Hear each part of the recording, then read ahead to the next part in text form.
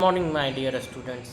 आज हम डिस्कस करेंगे आपका जो फ्रेंच रिवॉल्यूशन का लास्ट पार्ट है, डिस्कस करेंगे। ये हमारा पार्ट 5 होगा। इसके पहले 4 पार्ट्स में हमने फ्रेंच रिवॉल्यूशन से रिलेटेड ऑल द टॉपिक्स को हमने एक्सप्लेन कर दिया है। पूरे टॉपिक्स को कवर किया जा चुका है। बस ये लास्ट पार्ट हम डिस्कस करेंगे। यहाँ पर मैंने इसके पहले वाले वीडियो में रीज़न ऑफ टेरर तक एक्सप्लेन किया था। ठीक है, इस पार्ट में हम डिस्कस करेंगे did women have a revolution. तो चलिए शुरू करते हैं part 5, last part, French revolution. Did have women a revolution.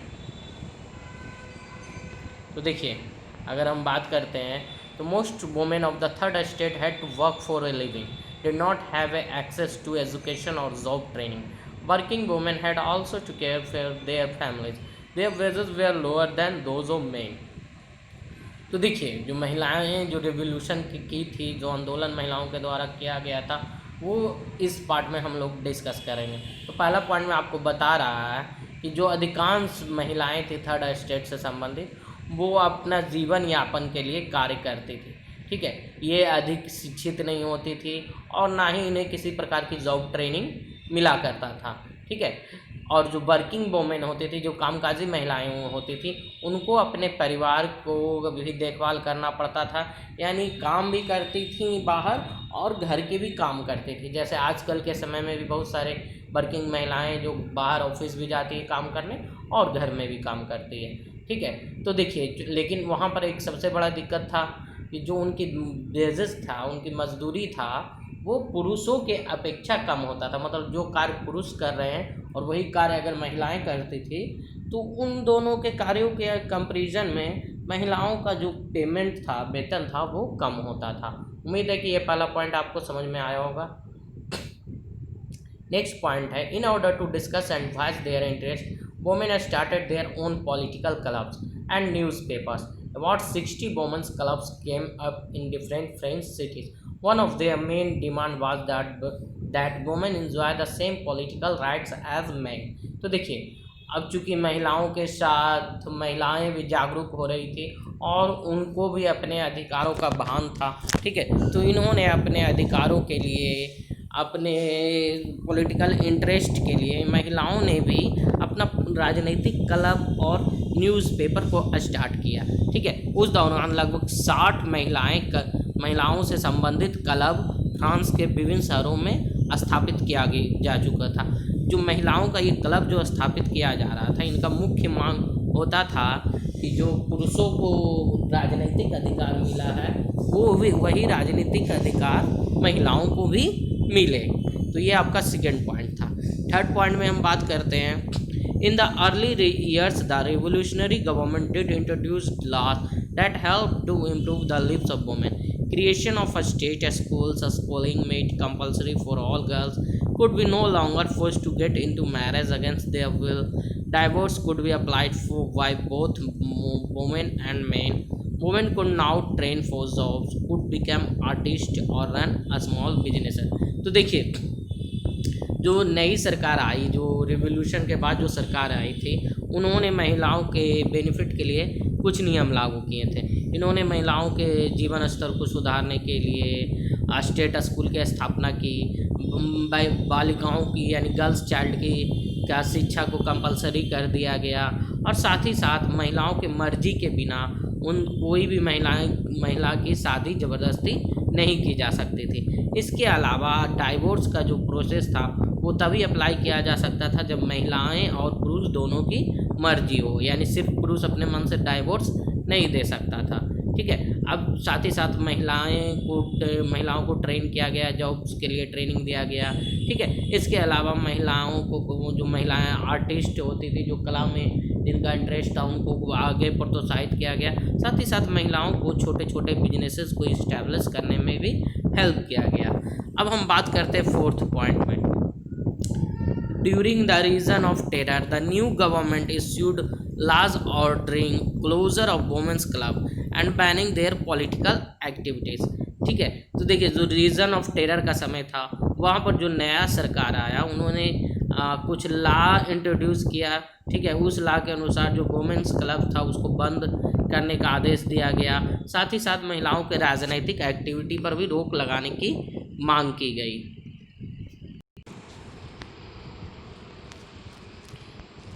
Fifth point है आपका, the fight for the vote was carried out through an international suffrage movement during the late 19th and early 20th centuries. It was finally in 1946 that women in France won the right to vote. तो देखिए, महिलाओं को एक प्रमुख मांग था कि उनको भी वोट देने का अधिकार मिले, ठीक है, पुरुषों के समान ही। इस दौरान आपका एक अंतर्राष्ट्रीय सफरेज मूवमेंट चला जिसमें फ्रांस की महिलाओं ने भी पार्टिसिपेट किया। अगर 19वीं और 20वीं शताब्दी के शुरुआती समय के बारे में बात करें तो इस समय महिलाएं, पूरे विश्व की महिलाएं एक साथ मिलकर इस मूवमेंट में पार्टिसिपेट कर रही थी। अंततः 1946 के दौरान फ्रांस की महिलाओं ने वोट का अधिकार जीता और इस तरह से फ्रांस की महिलाओं को वोट देने का अधिकार मिला। उम्मीद है कि आपको ये फिफ्थ पॉइंट समझ में आया होगा। अब हम डिस्कस करेंगे आपका नेक्स्ट टॉपिक, ठीक है, जो आपका टॉपिक है द एवोल्यूशन ऑफ स्लेवरी, ठीक है। इस टॉपिक को हम डिस्कस करेंगे, द एवोल्यूशन ऑफ स्लेवरी। तो इसका पहला पॉइंट है, slavery was rampant in the European colonies of the Caribbean and the Americans. The slaves were mostly used on sugar, coffee, indigo and tobacco plantation. Their demand was because of their availability and low cost. तो किस तरह से गुलामी प्रथा समाप्त हुई उसके बारे में बात करेंगे। तो देखिए, जो मुख्यतः गुलामी प्रथा का प्रयोग हो रहा था या उत्कर्ष प्रथा, वो आपका यूरोपियन कॉलोनीज में मुख्यतः ये कैरेबियन और अमेरिकन के थ्रू होता था, ठीक है। ये जो स्लेव्स होते थे वो मुख्यतः शुगर, कॉफ़ी, इंडिको और टोबैको के खेतों में इनको लगाया जाता था, उनके प्लांटेशन के लिए इनका प्रयोग किया जाता था। इनका मांग इसलिए होता था क्योंकि ये स्लेव, ये जो गुलाम होते थे, ये बहुत ही कम कीमत पर ये गुलामी करने को तैयार होते थे, यानी इनकी जो उपलब्धता थी वो बहुत ही कम कॉस्ट पर ये अवेलेबल हो जाते थे। अगर हम बात करते हैं सेकंड पॉइंट के बारे में, तो इन्हें debate in the constitute assembly in October 1790 to safeguard commercial interest of planters, two parties holding opposite views emerge the group that safeguarded planters interest but pledged to maintain order in the colonies came up around the Massive Club founded in August 1789, and their adversaries were the Society of the Friends of the Blacks founded in 1783. The outcome of the debate was that it served the purpose of drawing attention to the condition of slaves and sowed seeds of future political divisions. तो देखिए, अगर हम बात करते हैं constitution assembly में, अगर हम बात करते हैं तो 1790 में जो इसके लिए जो स्लेवरी को ख़त्म करने के लिए एक डिबेट हुआ, ठीक है। इसमें मुख्यतः जो कमर्शियल इंटरेस्ट, जो प्लांटर्स थे यानी जो खेती करने वाले लोग थे, उनके कमर्शियल इंटरेस्ट के बारे में भी बात की गई।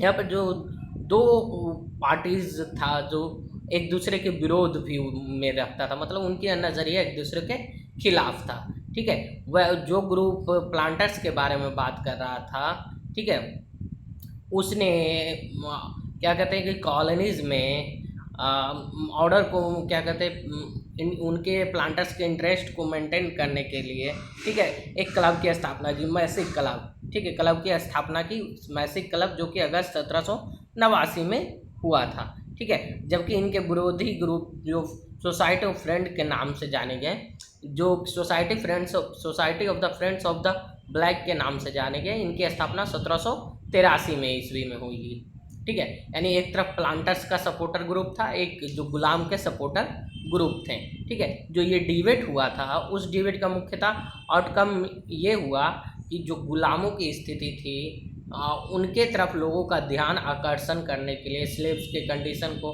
बढ़िया करने के लिए ये डिबेट का से शुरुआत हुई, ठीक है, ताकि पूरी दुनिया को इनके बारे में पता चले। और ये एक तरह से फ्यूचर पॉलिटिकल डिवीज़न के लिए एक तरह से इनके शुरुआत हो चुकी थी, मतलब भविष्य का बीज इसमें पड़ चुका था। अगर हम थर्ड पॉइंट के बारे में बात करें तो देखिए 4 फरवरी 1794 को इसको पहले हम एक्सप्लेन इंग्लिश में बोल देते हैं, उसके बाद एक्सप्लेन करेंगे। तो देखिए on February 4, 1794 the convention national assembly ended slavery in the French colonies. Napoleon Bonaparte revoked the decree in 1802। Slavery was finally abolished from the French colonies इन 1848। तो देखिए स्लेवरी को ख़त्म करने के लिए 4 फरवरी 1794 को एक कन्वेंशन हुआ नेशनल असेंबली में, और इस कन्वेंशन के द्वारा फ्रांस की कॉलोनियों में स्लेवरी को ख़त्म कर दिया गया। नेपोलियन बोनापार्ट ने इसके लिए एक डिक्री की घोषणा की 1802 ईस्वी में, और अंततः 1848 ईस्वी में फ्रांस की कॉलोनीज से स्लेवरी क्या हुआ, ख़त्म हो गया। तो इस तरह से स्लेवरी यानी गुलामी प्रथा को ख़त्म किया गया फ्रांस के से। उम्मीद है कि आपको इतना तक समझ में आया होगा। चलिए नेक्स्ट टॉपिक हम देखते हैं, the legacy of the French revolution. ठीक है, तो फ्रेंच रिवॉल्यूशन का क्या क्या प्रभाव पड़ा, उसका क्या लेगेसी हुआ, वो हम जानेंगे। ठीक है, the French revolution produced great effect not only in France but also on the whole of Europe. देखिए जो फ्रांस में जो क्रांति हुई उसका प्रभाव सिर्फ फ्रांस ही नहीं पूरे यूरोप पर पड़ा था। अब पहले हम डिस्कस करेंगे कि फ्रांस में इसका क्या प्रभाव पड़ा, उसके बाद यूरोप में क्या प्रभाव पड़ा वो जानेंगे। तो शुरू करते हैं फ्रांस में इसका क्या प्रभाव पड़ा। तो देखिए the French revolution put on end to the arbitrary rule in France and pave the way for the establishment of a republic there. तो देखिए फ्रांस रिवॉल्यूशन का सबसे बड़ा प्रभाव ये हुआ था कि जो कह सकते हैं कि जो आर्बिट्री रूल था फ्रांस में, वो एक तरह से खत्म करने में इसका एक महत्वपूर्ण भूमिका रहा था। ठीक है, और इसने रिपब्लिक यानी लोकतंत्र की स्थापना में एक महत्वपूर्ण भूमिका निभाई थी। The special privileges of the high order were abolished and lead to the regeneration of France on the basis of social equality. इसके पहले हम लोग पढ़े थे कि जो राजा के परिवार होते थे, या फिर जो सेंट लोग होते थे, या जो चर्च के पादरी होते थे, उनको स्पेशल प्रिविलेज मिलता था फ्रांस में।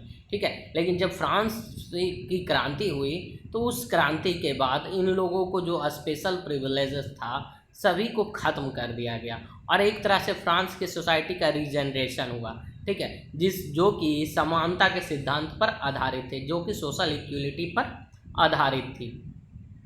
The declaration of the right of man granted freedom and individual liberty to all without any distinction of class और क्रीड। तो जैसा कि हम पहले डिस्कस कर चुके थे कि declaration of the right of man के बारे में बताए थे, तो ये जो declaration of the right of man था, इसके द्वारा लोगों को स्वतंत्रता प्राप्त हुआ, व्यक्तिगत स्वतंत्रता प्राप्त हुआ, और साथ ही साथ वो अपने मन से जो करना चाहते थे वो कर सकते थे। उनके साथ किसी भी प्रकार का धर्म, जाति, रंग के आधार पर किसी भी प्रकार का भेदभाव नहीं होता था। Many reforms were introduced in the administration। इस दौरान बहुत सारे रिफॉर्म को इंट्रोड्यूस किया गया एडमिनिस्ट्रेशन में। The higher and important post in the state were open to talented people. जो हायर और उच्च पोस्ट होता था और प्रमुख पोस्ट होता था, वो जो टैलेंटेड लोग होते थे उनके लिए खोल दिया गया। All were granted religious freedom. The Napoleonic Code introduced a uniform system of law for France and made it quite clear and simple। तो देखिए जो सभी लोगों को धार्मिक रूप से आज़ादी दी गई, सभी को अपने धर्म को मानने की आज़ादी दी गई। इसके अलावा जो नेपोलियन कोड था वो एक यूनिफॉर्म सिस्टम इंट्रोड्यूस किया फ्रांस में, जिसके अनुसार सभी लोग क्या थे, समान थे, जो फ्रांस के रूल एंड रेगुलेशन को सिंपल बनाया। उम्मीद है कि आप लोगों को इफेक्ट ऑन फ्रांस समझ में आया होगा। अब हम बात करेंगे इफ़ेक्ट्स ऑन यूरोप। इसका यूरोप पर क्या प्रभाव पड़ा। तो पहला था इक्वलिटी। ठीक है, फ्रांस रिवॉल्यूशन के बाद सबसे इम्पोर्टेंट इन्फ्लुएंस क्या हुआ, उसका इन्फ्लुएंस किस पर पड़ा, यूरोप पर पड़ा। ठीक है, इस इन्फ्लुएंस के में क्या था कि सभी लोग क्या थे, एक प्रिंसिपल फ्रांस से उद्भव हुआ इक्वलिटी का प्रिंसिपल। इस प्रिंसिपल के अनुसार क्या थे, समाज के सभी वर्ग क्या थे, एक समान थे और ये इस कानून के समान सभी लोग बराबर हैं, चाहे वो राजा हो या रंग हो। तो यही रूल यूरोप के अन्य देशों में भी लागू होने लगा। ठीक है, चाहे वो कोई भी देश हो, चाहे समाज के उच्च वर्ण हो या निम्न वर्ण हो, है ना। तो इस प्रकार इक्वलिटी का रूल फ्रांस से आपका यूरोपियन कंट्रीज तक पहुंचा। सेकेंड था लिबर्टी। ठीक है, revolutionary idea of liberty was held all over Europe. It implied social, political and religious freedom. The declaration of rights of man made people understand the importance of personal liberty and rights. तो देखिए, जो liberty था वो आपका liberty यानी स्वतंत्रता का जो आइडिया था वो फ्रांस से उद्भव होकर पूरे यूरोप तक फैला। ठीक है, ये राजनैतिक, सामाजिक और धार्मिक स्वतंत्रता से संबंधित था। इसके अलावा जो declaration of rights of man जो दिया गया था फ्रांस के द्वारा, ठीक है, इसका इम्पोर्टेंस पूरी दुनिया के लोगों ने, यूरोप के लोगों ने समझा और उनको ये समझ में आया कि पर्सनल लिबर्टी और राइट्स भी एक महत्वपूर्ण भूमिका निभाता है किसी भी देश की स्वतंत्रता के लिए। अब हम बात करते हैं sovereignty. The French revolution emphasized the fact that sovereignty resides in the general public and laws should be based on the will of the people. It infused the spirit of nationalism and patriotism in the people. तो देखिए, sovereignty का idea कहीं ना कहीं France revolution से उत्पन्न हुआ था, जिसका प्रभाव यूरोप पर भी पड़ा था। और सोवर्जिनिटी ये बताता था कि जो सोवर्जिनिटी किस में है, तो आम आदमी में है, और जो भी लाभ बनाया जा रहा है वो लोगों से संबंधित होना चाहिए और लोगों से उसका प्रभाव लेना चाहिए, उसका फ़ायदा उठाना चाहिए। ठीक है, इसके द्वारा लोगों में नेशनलिज्म की भावना का संचार किया गया, देशभक्ति की भावना का संचार किया गया। तो ये हम पढ़ें यूरोप पर प्रभाव। अब हम बात करेंगे पूरी दुनिया पर फ्रांस की क्रांति का क्या प्रभाव पड़ा। तो देखिए, the French revolution had a global impact which was felt equally in India. तो देखिए, फ्रांस की क्रांति का प्रभाव हमारे इंडिया पर भी पड़ा था। ठीक है, द सेकेंड पॉइंट है, the UN charter of human rights also embodies the principles of the revolution as laid down in the declaration of rights of man and citizen. तो देखिए, जो यूएन चार्टर था ह्यूमन राइट्स का, वो नागरिकों के अधिकार के बारे में बात किया। ठीक है, और वो कहीं ना कहीं declaration of rights of man and citizen से लिया गया था, जो कि फ्रांस की क्रांति से संबंधित था। अब हम बात करेंगे rise and fall of Napoleon, Napoleon का उद्भव और उसके पतन के बारे में। In 1804, Napoleon Bonaparte crowned himself Emperor of France. He set out to conquer neighboring European countries, disposing dynasties and creating kingdoms where he placed members of his family. तो देखिए, 1804 ईस्वी में नेपोलियन ने खुद को फ्रांस का शासक घोषित किया था। इसने यूरोप के अगल बगल के देशों पर अपना अधिकार इस्टेब्लिश किया। ठीक है, इसने क्या कहते हैं कि जो डायनेसिटीज़ था, जो किंगडम था, उसके में अपने परिवार के सदस्यों को शामिल किया, उनको प्रमुख रोल दिया। ठीक है, Napoleon saw his role as a moderniser of Europe. Napoleon खुद को यूरोप का आधुनिक निर्माता के रूप में देखता था। He introduced many laws such as the protection of private property and a uniform system of weight and measure provided by the decimal system.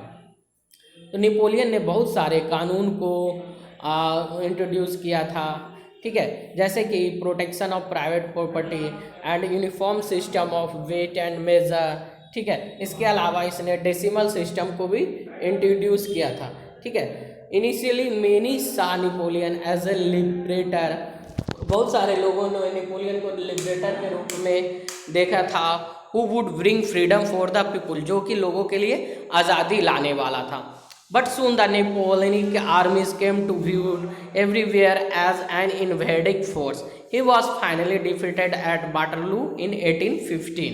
तो देखिए, लेकिन बहुत जल्द ही लोगों को नेपोलियन का उद्देश्य समझ में आया और नेपोलियन की सेना को बहुत राष्ट्रों ने एक आक्रमणकारी सैन्य शक्ति के रूप में देखा और अंततः नेपोलियन का पराजय वाटरलू के युद्ध में 1815 ईस्वी में हो गया। यहाँ पे कुछ इंपॉर्टेंट डेट्स है जो आपको याद रखना होगा, जो कि हम नोट्स में आपको पहले अवेलेबल करवा चुके हैं। तो इस तरह से आपका ये चैप्टर खत्म हुआ, फ्रेंच रिवॉल्यूशन। तो उम्मीद है कि आप लोगों को ये चैप्टर समझ में आया होगा, और कुछ भी समस्या हो इस चैप्टर से संबंधित तो आप हमें मैसेज करके बोल सकते हैं या वीडियो पर कमेंट कर कर भी बोल सकते हैं। तो मिलते हैं हम लोग आपके नेक्स्ट चैप्टर में, तब तक के लिए गुड बाय।